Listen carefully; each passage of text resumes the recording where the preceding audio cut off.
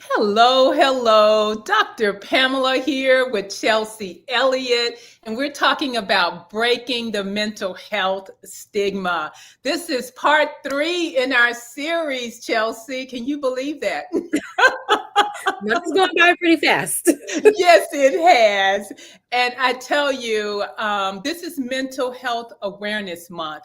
And that's why I'm doing this series for those of you who are joining for the first time. And when I thought about mental health, Chelsea, I thought about you first in terms of doing these lives because we have known each other for about 6 years now. We first met through Yeah. Goldman Sachs, and then when you started your business, we had met for coffee and you were telling me about the parentpreneur group and all of that. And I think we had a conversation about mental health then. And I thought about you first because that was such a natural conversation and the work that you're doing. And it just felt like there was no stigma in terms of mental health with you because it was just so easy to talk with you about it. So, with that, and I know I just kind of jumped right in. That's how we do it. Yes, that's how we do it. That's how we do it. It is live, right? So it's a live conversation. So for those of you who are joining for the first time, it's talking about breaking the mental health stigma because so many people may be comfortable talking about mental health, but in many communities, there's still a stigma attached. And so, Chelsea, for you, has there ever been a stigma with mental health? Because I mean, we talked about it very easily. Yeah. So, Yeah, there always was a big stigma, being a yeah. Black woman, and when I was a little Black girl. Um, there's so many things that I can say about this, and my ADHD is, Hmm. like, all over the place Yeah. because we adultify little Black girls and expect them to Uh-huh. be, they're already more mature, and so you're Yeah. expected to be more emotionally intelligent as well. So when you have Yeah. feelings, you're expected to know exactly what to do with them. So when I was younger,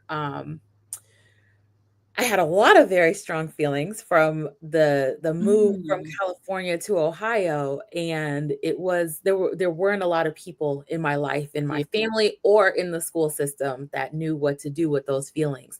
So Hmm. I learned how to shut them down very quickly. Mm. But you don't actually shut them down. They don't go Yeah. anywhere. They just stay stuffed inside, and then they manifest in a Yeah. whole bunch of other ways. And so mental illness, Right. um, the psychosomatic symptoms that you get, the physical Hmm. manifestation of all those things. And so I struggled a Yeah. lot with that. Being told that I didn't have enough Jesus because I was depressed was tough Really? because I love the Lord. Yeah. And I know that he loves me, but apparently I'm not doing enough Hmm. in church, or I'm not, maybe I'm not loved as much as other people because Yeah. I'm struggling and no one else is, because no one Right. talks about it because of Yeah. the stigma. And so Yeah. the conversations come so natural with me Hmm. because the more I talked about it, the more Right. I saw how much I related to others, and I gave Yeah. people a sigh of relief to say, "Oh, Hmm. that wasn't just me." I'm like, Yeah. "Heavens no, it's me too. It's her over there. It's him over there. It's all of us. Hmm. It's most of us." Um, Yeah. and so my goal in this life, in this world, with starting my company, is to Hmm. remove that stigma completely. I don't want to just reduce Yeah. it. I want it gone. I Yeah. want people to come into a space and feel comfortable. Yeah. I might not feel very comfortable in here because I have Hmm. this mental health Yeah. challenge or this mental Yeah. illness that I was diagnosed with, and to have free conversations about medications that you're taking so that other people can know that it's okay. It's not Mm. just them. You're not a Yeah. failure. It's nothing wrong with you. Yeah. It's okay to have feelings. That was a huge thing for me when I got to college and I switched Hmm. my major to psychology from interior design. It was okay to have feelings. There's a name Yeah. for these things. Let me take a deeper dive Yeah. into this. And then I got diagnosed with all the things, and those labels were so helpful for every aspect of my life. So Yeah. I have ADHD. I know I'm going to be all over the place. Instead Right. of, oh my gosh, I don't know what's wrong with me. I can't think clearly. I can't focus. No, I have ADHD and I know exactly what's going on with me. There's nothing wrong Yeah. with me. I just need to have certain things set up or a certain environment. Yeah. And so, if Yeah. I get depressed, I know that Mhm. I am in a depression. There's nothing wrong with me. I just Right. get through this. I have anxiety. Right. I know that I'm anxious. I just need to Yeah. get through this instead of, oh my gosh, I have to fix this right now because I don't know what's going on. Yeah. And so that's Right. like a lot of that stigma. It Mhm. does nothing. It's not saving anyone. It's not protecting you Yeah. from anything. It's torturing you Mhm. for Yeah. absolutely no reason. And life is too short Yeah. to be tortured. Yeah, absolutely, absolutely. And I mean, I love, just everything you were sharing there because, it's interesting how, even though I didn't have that relocation experience like you did with going across the country at a young age, I mean, I was growing up in the South and it was definitely, I think, the church thing that was part of it as far as that stigma. But for me, in my situation, I had access to seeing a therapist. And so I had gone in and talked to the therapist just this one time. And afterwards, I was telling my mother about the Mhm. experience. And Chelsea, when we were in the car riding, and she was like, baby, you're not going back there because if you go back, you will be crazy. And I was like, what? And so that was the end of it. That just put a complete lock on it. And it really wasn't until adulthood, I mean, much later after having children, that I really was able to break that stigma. Because the times that I was depressed, I mean, there were two episodes that I remember very clearly. And I didn't even know what it was, Yeah. what was going on. Like you mentioned, just having the label can help you in so many ways.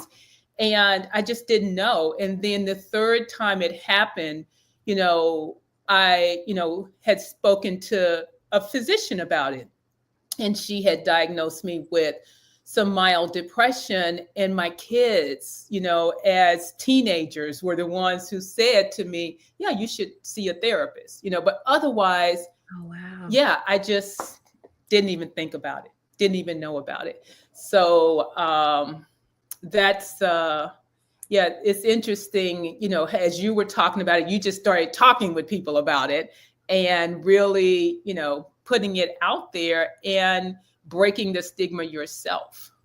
And so that, I think, takes courage because you don't know if people are going to accept you or how they're going to respond when Yeah. you do that. Yeah, and Yeah. it's not easy, especially if you're in a circle or Hmm. your village Yeah. doesn't do that. And so you're the Right. outlier. Yeah. I was very afraid to talk about it at first. I would like sneak to our family doctor to get my prescription, Mm. and he couldn't tell anybody about it, so that helped me. But it was very tough. But once I Yeah. started those conversations and saw Hmm. how relieved people would feel, or Yeah. how accepted and validated they would feel, and Hmm.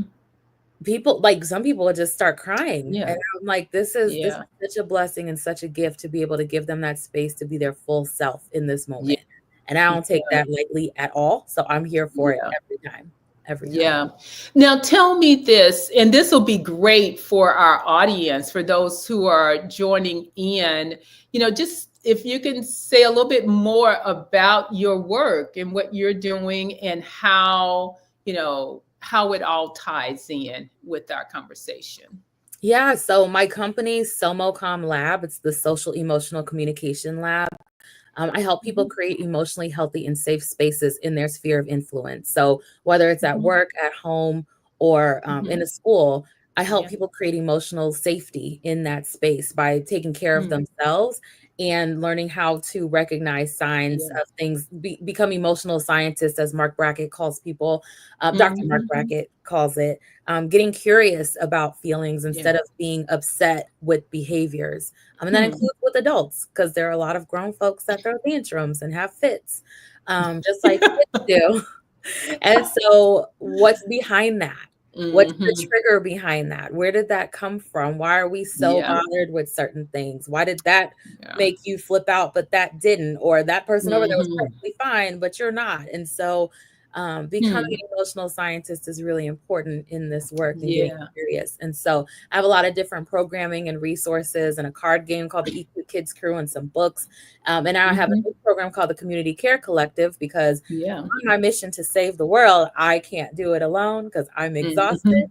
So I'm other people with in different mental health Yeah. certifications so that they can see the signs in their own Mhm. community, and remove that stigma in their Yeah. community, so that people feel more comfortable and feel safe when they're having these conversations, instead of joking about their trauma and you Mhm. validating, like, yeah, that's crazy, y'all crazy. You Yeah. have real resources and real effective tools that you can use to help support somebody Mhm. in need. And so, yeah, You that's know, yeah. I mean, as you're talking about this, definitely I've been in situations where I've seen adults act out, throw a tantrum, and it's kind of hard when it's an adult. If it's a child, that's a little bit easier, and especially if it's your own child, as a parent, you can easily say that. Thank you, Dr. Karen, for chiming in with us. But it's like when it comes to another adult who is acting out, I mean, how do you really say something about it in terms of them needing help? Or well, just kind of having the tools to even have that conversation. yeah, the first thing is making sure to check in with yourself. You have Yeah. to know, is this a triggering thing for me? If it is, I'm not the one to get involved. Is Mm. this something that's if somebody I'm trying to think of where Mhm. would someone throw a tantrum? Give me an example. Oh my goodness. I've seen it more. Maybe I shouldn't say this on social media, but in a family situation, an adult kind of throwing a tantrum, and you're thinking like, okay, this person is going nuts, but I don't know how to handle it. I'll just be Yeah, frank. yeah. So, So I asked for an example because there are a lot of different ways to handle these situations. well, It I would is say if it's in the workplace, I think that would probably be even more uncomfortable. Like if you see someone getting, like if they get upset, like during a review, you know, mm, and deny that is who they've been, or deny that they shirk the responsibility, so yeah. that in that kind of situation where there is no real relationship outside of the workplace, Mhm. and how would you address that? Mm. Oh, okay. That one's a tough one too, Mhm. because the relationship, even in the professional setting, needs to be set with emotional safety from the get-go. And so if Yeah. you're giving someone a review and they are, as the young people call it, crashing out because of that review, um, they don't have that emotional safety in Mhm. that space. So, but Okay. at the same time, their reaction is not your responsibility. And so Mhm. having that mutual respect and the Mhm. appropriate communication style between you and that Yeah. person is what is important leading up to that session. So Right. it would probably be best to have another person Yeah. to also be there, somebody from Yeah. HR to be there in that review, making sure Mhm. to use, there are a bunch of different methods, but a lot of times the Yeah. sandwich method, giving some positive feedback, allowing them to chime in on why certain things were the way Mhm. they were, what Yeah. kind of support they need or are lacking in the workplace, if this is the right fit for them, but not in an Mhm. accusatory way, but saying, Right. We want to help you find what's best for you so that you can thrive Right. in that area instead of you suck at this job. You don't need to be Yeah. here. So the way Right. that the message is delivered is what really matters, but that connection has to be there in order for it to be Mhm. received without what's the word I'm looking for? Without the Right. intensity or the Mhm. yeah, without that intensity. Yeah. Yeah, that I just remember when you were talking, when I did work in corporate, we Mhm. had an executive who just loved to throw tantrums, as he would call it. He just got apoplectic. And that was my first time ever hearing that word. But he seemed to just relish in, just going off Yeah. at times. And you never really knew what the triggers were. I don't know if it was just, the numbers reporting or what it was. He was the operations person, and that was just kind of his MO. So Yeah, yeah. so you can't control other people, right? But you Right. teach people how to treat you. And so Yeah. saying you can yell and fuss and cuss all you want, but you're not doing that over here. That's not happening with me. You can be whoever you want to be, but if we are having a conversation, we're going to have mutual respect in this conversation and really setting and enforcing those boundaries to make sure that Mm. you're not always the one receiving um, the Hmm. brunt of somebody else's dysregulation. So I do a lot of work with families and some family coaching. And Hmm. in interviews that I've done, people have made comments like, Yeah. I'm trying to teach my kids how to deal with life Mm. and the harsh realities of the world and um, dealing with a boss that's going to yell in their face. And I'm like, I'm not teaching my kids to deal with Yeah. bosses that are yelling at them. I'm Hmm. raising them to understand that that person has a problem that's not their problem. And if Right. they are not meant to be in that space, or if they can't be Mhm. respected in that space, they're going to have to find somewhere else to be and to be confident Yeah. and love themselves enough to say, this is not serving me. This isn't for me because this is toxic. If that Yeah. person wants to continue to be dysregulated, that's on them. That's their problem. Hmm. And they're going to run that company into the ground if leadership wants to continue letting them be there and not have any kind of Yeah. training. But we have to start this young because Yeah. older people are already in a space Hmm. where we've taken that for so long that that's just what the Yeah. workplace looks like. And so once you realize this does not have to be my reality, Hmm. once you accept that you love yourself enough to set Yeah. and enforce that boundary, Hmm. Yeah. people will start to shift around you and they might call Yeah. you names. They're going to see you as difficult because you're not just taking Hmm. anything from them anymore. That's good. That Yeah. means it's working. That means it's working.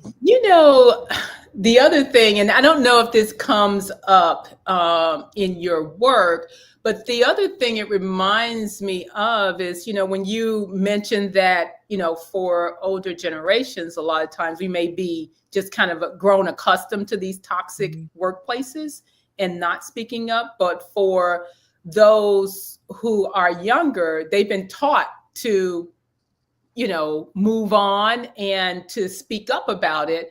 And in my work, oftentimes, especially when I'm working with companies who have multiple generations in the workplace, Mhm. they're oftentimes, complaining about Gen Zers. Yep.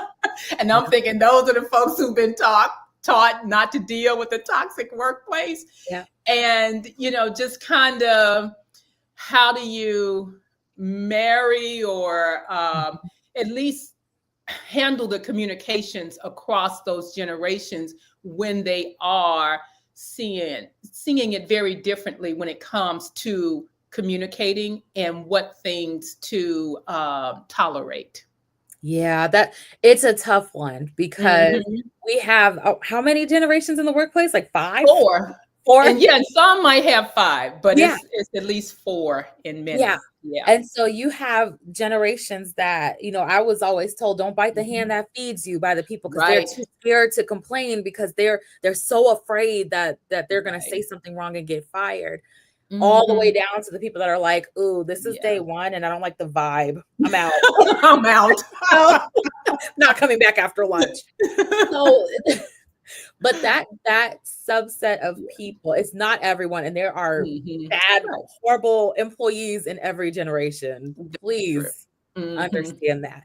This Yeah. group of young people that are entering the workforce are no Mhm. different than all the other people that entered the Mhm. workforce and had to understand what the rules were and fall in line. They're Yeah. gonna be late, they're gonna be no call, no show. Like, Right. it happens with everyone. It But does. being able to have open communication, real conversations, Mhm. taking on advice from them and Yeah. suggestions and respecting, having that mutual respect, not talking at Mhm. and down to people and Yeah. placing blame on their generation for things happen. People still blame Mhm. millennials. Like, we're not, some people I know are grandparents. Y'all still blaming us and our avocado toast for all your problems. Please, please, we are grown with kids. So that mindset has to shift. And if there is an Yeah. environment, a workplace that has that mindset that they are Mhm. bad people, they're not going Yeah. to do their job, they're awful employees, Uh-huh. you're going to get bad people who won't do their job, Right. who are awful employees, because that's what you're bringing on. But if you know what they care about, they are very passionate. They Yeah. love hard. They care Yeah, hard. that's They don't want to true. waste that. They're not going to Yeah. waste that on certain environments. Life is Yeah. expensive, and they've grown up knowing no matter what Yes. I do, prices are still going to continue going up. So a lot of them have that what's the Mhm. point mindset, because life is They do. hard. So Yeah. show them what the point is. Show them Yeah. their impact. Show them this is the work we're doing and this is why we're doing it. This is Mhm. what we get from it. They care about Right. this stuff. I They remember I do. was at this big meeting. Mhm. It was like very high level people were in attendance, and they were so baffled Uh-huh. that, they had these internship programs. They had to interview people. They only Yeah. accept like 2 out of Mhm. 50 that apply. And the ones that they wanted to accept were like, "Oh, I don't have any friends in the area, so I'm not taking this interview, or I'm not taking on this internship. Really? Oh, I wow. I don't want to live in isolation, so I'm not taking this on." They were so confused. And I was like, "Yeah, that makes total sense." They learned in Yeah. the pandemic, I refuse to live in isolation, and I'm not Right. going to spend all my waking moments working. So Yeah. I need to be Yeah. somewhere that I feel safe and I feel whole and I can Mhm. bring my whole self to this environment. And so Wow. allowing them to I mean, when I say they were having like Yeah. side meetings, like, what are we going to do with this? It was so interesting, but I understand Yeah. and respect that wholeheartedly. I'm proud of Yeah. that generation for saying, I'm not going to work myself to death and make myself sick Mhm. for what? Yeah.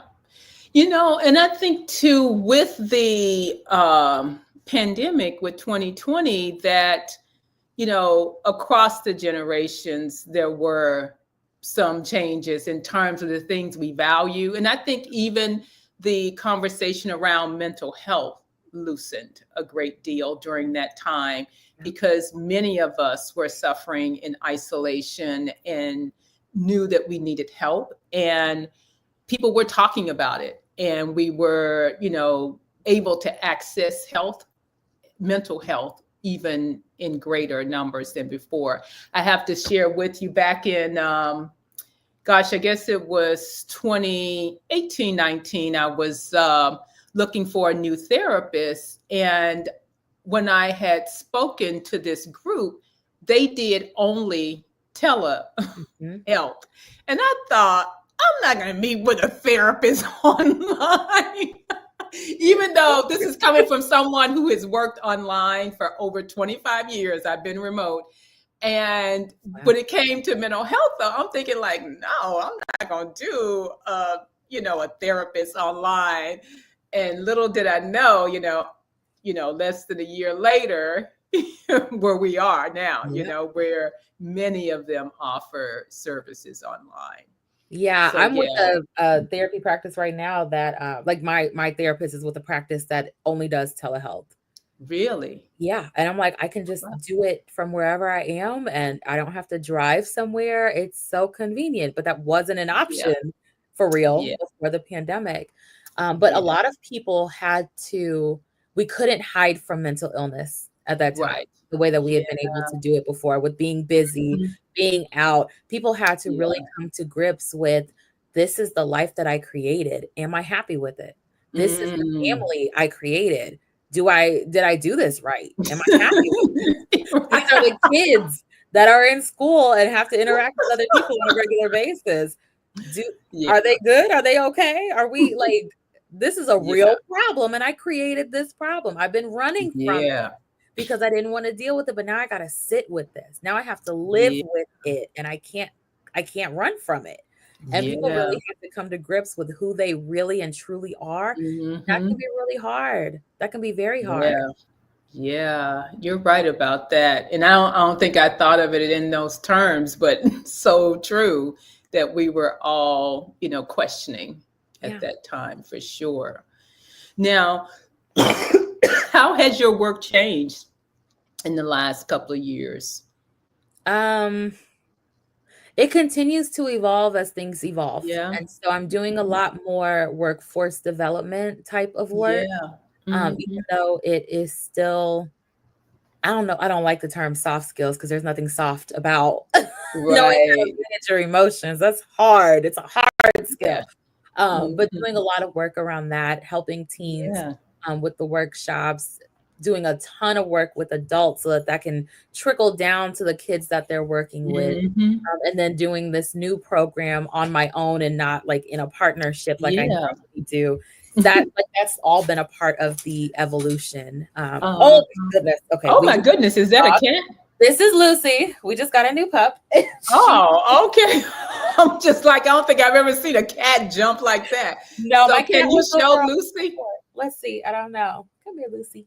There you go. Oh, Oh, oh, hi, Lucy. I love you too. Hi. Okay. I may have to get Foster out. Oh, yeah, we Dr. Karen said that's her new workshop, the hard truth about soft skills. yes, absolutely. There's nothing soft about understanding your emotions and emotional intelligence Yeah, and being able to connect with others, that's um, so true. express your emotions in healthy ways and be effective in your communication when you're in your feelings. Like there's nothing easy Right. about that. But a lot of people think, they get triggered so easily because they haven't Mhm. recognized, they're not self-aware enough to recognize Yeah. um, these are the things that are a problem for me and this is what I Yeah. need to do to work through that, or I should be talking to my employer Mhm. about sometimes I struggle with depression or I have bipolar. And I mean, you don't have Yeah. to do that, but you should be in a space safe enough to do that, Yeah.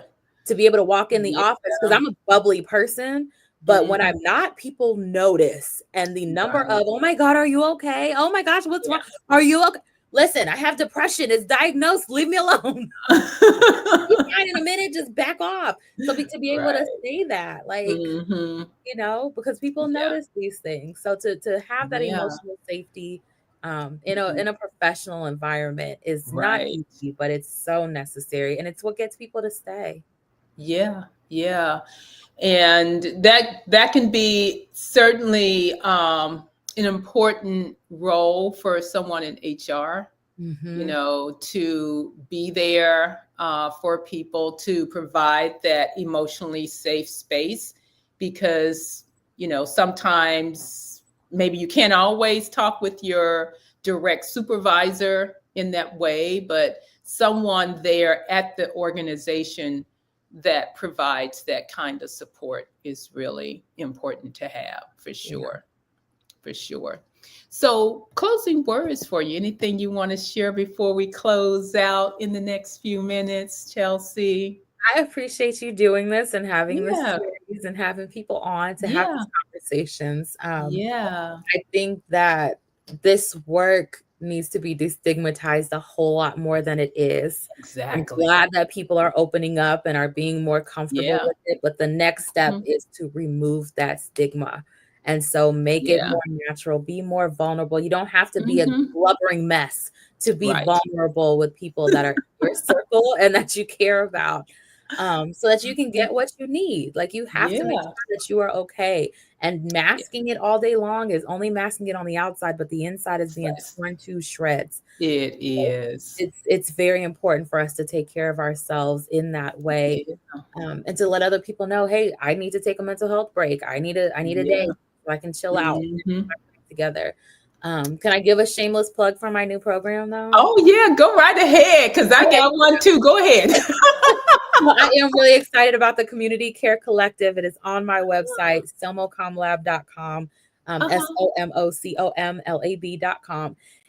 And it's training everyday people, leaders in the community that don't have that leadership title, people that are Mm. trusted with other people's stuff on a regular basis. It's training them in 5 different mental health areas to get them emotional safe space certified so that those people Really? have the skills and the resources that they need. You're not being trained to be a therapist. You don't have to have any kind of mental health in your background at all to take Really? these trainings. It's 17 hours, 1 day a week Yeah. for 4 weeks.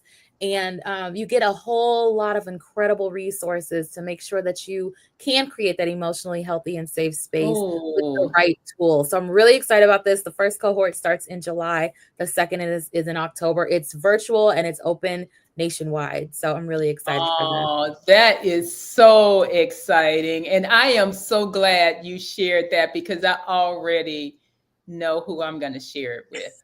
So Awesome. that is great. That is so good, Chelsea. And so I want to thank you so much again for joining, and for everyone else who is watching now and those who watch the replay. So grateful that you're here. Thank you, Angela. Thank you for posting that in there. And so I am going to be running a half marathon this weekend, running for mental health. And also this month, raising funds for Crisis Text Line. And next week, we're going to have the Chief Health Officer having a conversation from Crisis Text Line. And so I am just excited to do this series, and just excited for everyone who's participated. So thank you again, Chelsea. And I look forward to seeing everyone next time. Talk to you all later. And let me see how to, oh my goodness, everything is blocking. Everything is blocking my button to end it, but thank you.